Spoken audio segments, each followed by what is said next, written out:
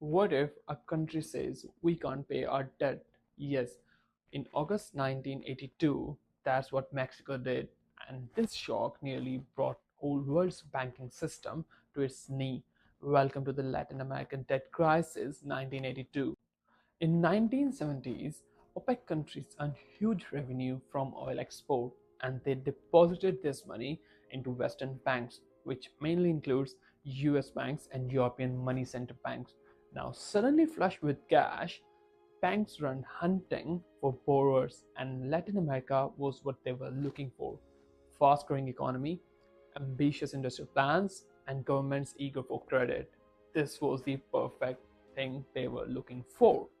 Due to this reason, by 1978, the loan for this region ballooned to $159 billion, which just by 4 years, 1982, turned into $327 billion. And then came reckoning, where to tackle the inflation, US and European countries they jacked up the interest rates, due to which the commodity prices fallen down, and this recession spread like a wildfire. This was the time when, on August 12, 1982, Mexico dropped the major bond and said, we can't pay our debt, with $80 billion loan unmanageable. This shock nearly brought a lot of countries on the edge of falling down because Mexico is not able to pay back their money. By late 1983, nearly 27 countries from Latin America to Africa rescheduled nearly $239 billion of their loan. And the four big giants of Latin America, which includes Mexico, Brazil, Argentina, and Venezuela, only owed $176 billion. For US and for Western, this was existential. Their exposure exceeded their capital, and a single wave of default could have toppled the whole world's banking system. The IMF, US Treasury, and world central banks scrambled to contain this loss, and that's where the rescue packages and emergency loans served as a firewall against the worldwide financial banking crisis.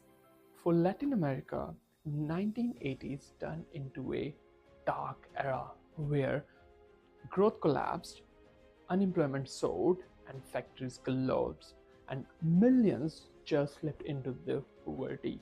And right at the same time, social unrest emerged due to austerity cut deep. This was the time when everyone was losing hope until Brady Plan, which ultimately broke the deadlock, where issued restructured loans and enhanced investors' confidence into the industry. This was the time which Latin America got its final lifeline nearly after a decade of turmoil. As early as 1977, Fed Chair Arthur Burns warned about giving loan to developing countries significantly. However, his warning was just vanished in the petrodollar boom. So the lesson we learned from Latin American debt crisis 1982 is foreign currency debt is dangerous when export price exposure and interest rate risk are not hedged. Maturity, currency mix, and leverage matters, especially when Fed tightens.